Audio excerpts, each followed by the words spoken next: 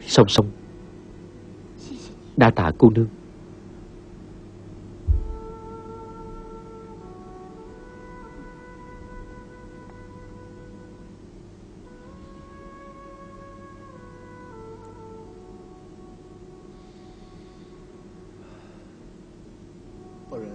Bào Nhân, Quỳnh nói xem chúng ta có thể ra ngoài được không?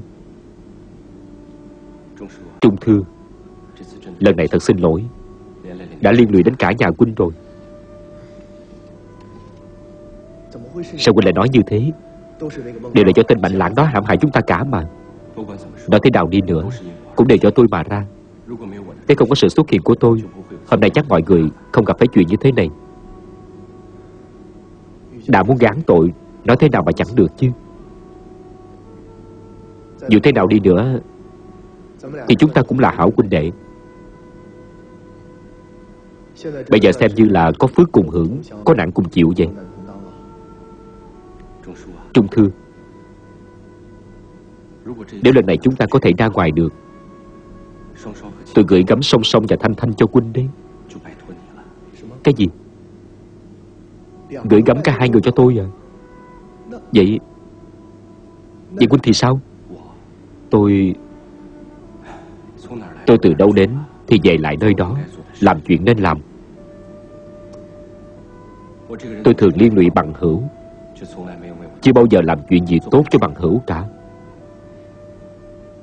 Sao có thể nói như thế? Huynh đã đem đến niềm vui và hy vọng sống cho chúng tôi cơ mà. Hy vọng sống mà. Nếu Tiểu Thanh có được những thứ này thì thật là tốt quá.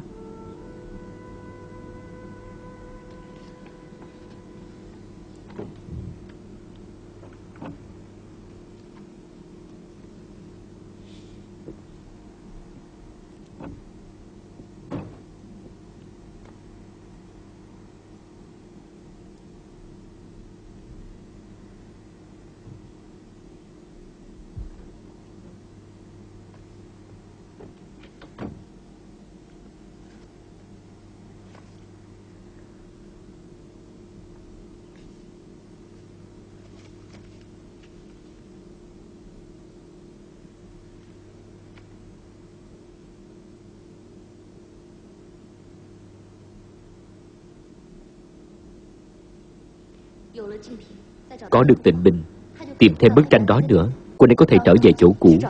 Nhiệm vụ trước mắt là phải tìm cho ra bức tranh đó. Chuyện này liên quan đến tính mạng của Bào Nhân và cả nhà Trung Thư.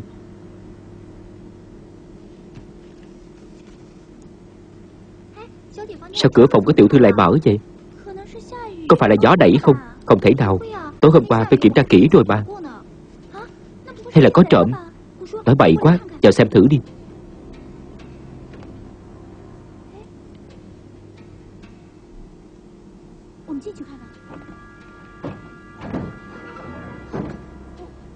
Cha, còn làm cái gì thế?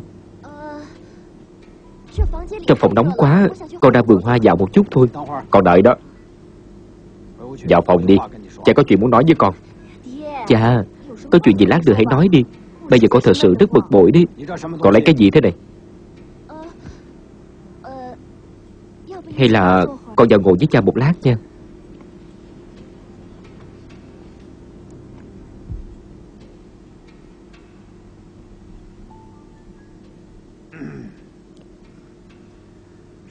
Là thế này, sáng sớm hôm nay đã chứng thực cả nhà của Nghiêm Thái Thú bị Bành đại nhân bắt vào đại lao rồi. Trung Thư đã làm sai chuyện gì? Tên Bành Lãng này cũng thật quá đáng mà. Có những chuyện con không biết được đâu, đừng có nói bậy thế.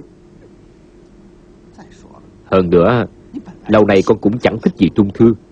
Bây giờ hắn bị nhốt vào đại lao rồi, chẳng phải đây là cơ hội tốt để con từ hôn mà. Bây giờ con đã chẳng còn nhớ đến nó nữa. Ta tạm thời tìm cho con một chỗ khác vậy. Chắc chắn là ý của Lệ Nương phải không? Lệ Nương cũng chỉ vì muốn tốt cho con thôi. Mẹ con chết sớm quá. Từ khi Lệ Nương vào nhà chúng ta, bà ấy xem con như là con ruột.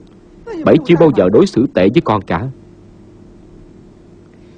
Cha, hai người thương con, vậy thì cho con lấy Bào Nhân đi. Thanh Thanh à, con đừng có khờ như thế. Bào Nhân là cường trộm đạo, suốt đời hắn không thể nào ra khỏi chỗ đó được. Cho dù cha có hứa với con chuyện này, có thể thực hiện được không chứ? Con đừng có nhớ đến hắn nữa. Không thể nào. Suốt đời này con phải lấy Bào Nhân.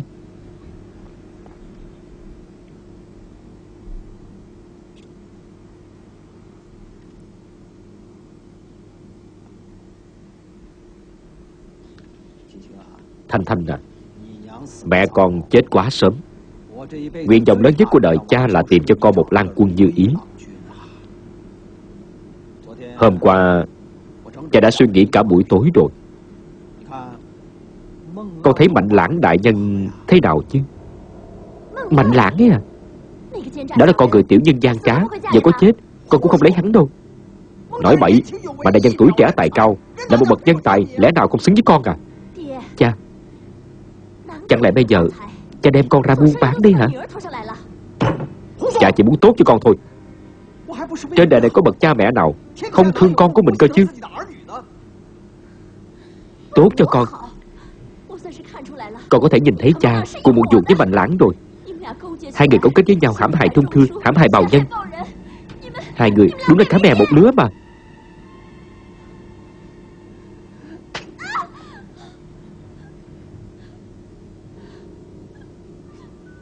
Cha đã từng nói là sẽ không đánh con nữa mà.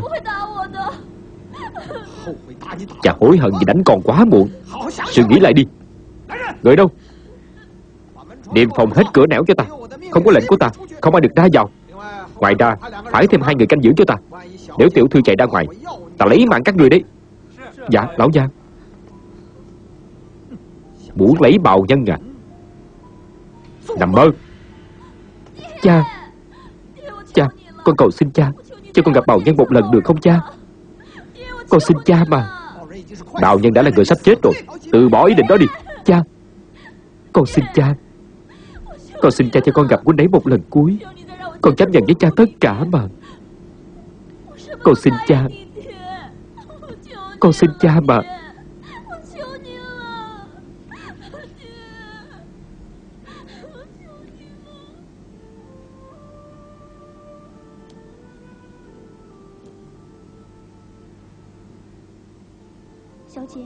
Tiểu thư, tỷ đi thật sao? Thủy Nhi, đừng có như thế. Đâu phải ta ra pháp trường đâu.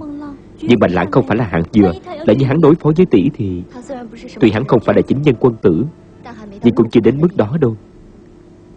Nếu hắn là loại người như thế, lần trước đã không đưa ta về mà còn nguyên vẹn như vậy.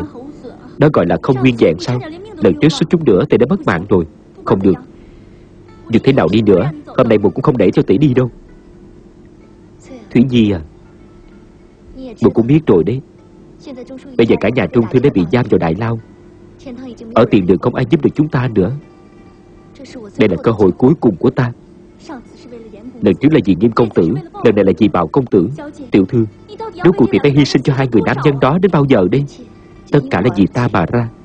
Dĩ nhiên phải do ta chấm dứt rồi. Tại sao tỷ lại ôm hết mọi chuyện vào mình thế? Thủy Nhi, tỷ hứa với muội nhất định sẽ chăm sóc cho bản thân mình, thì sẽ trở về nguyên vẹn cho muội, được không tiểu thư? Nhưng muội cũng phải hứa với tỷ một chuyện đấy. Chuyện gì? Nếu sau này có một ngày Bào công tử đến đây tìm tỷ, đừng nói cho quân ấy biết là hôm nay tỷ đi đâu nha. Tại sao chứ? Tỷ đã hy sinh nhiều như thế, chẳng lẽ người ta còn chê tỷ à? Không phải là vì chuyện này. Nếu quân ấy có thể ra ngoài, chứng minh là Thanh Thanh đã trao lại bức họa cho quân ấy. Tình mình và bức họa đều ở trong tay quân ấy. Quân ấy có thể trở về nơi thuộc về quân ấy. Quân ấy sẽ không vì ta mà gặp thêm phiền phức gì nữa. Vậy nếu Bào công tử đi rồi, tiểu thư sẽ làm thế nào đây? Ta và quân ấy vốn không thuộc về nhau. Quen biết nhau cũng chỉ là duyên phận. Đừng quá tham lam. Phải đi thật à? Trong lòng huynh ấy vẫn còn lưu luyến. Nếu không cắt đứt, huynh ấy sẽ không hạnh phúc đâu.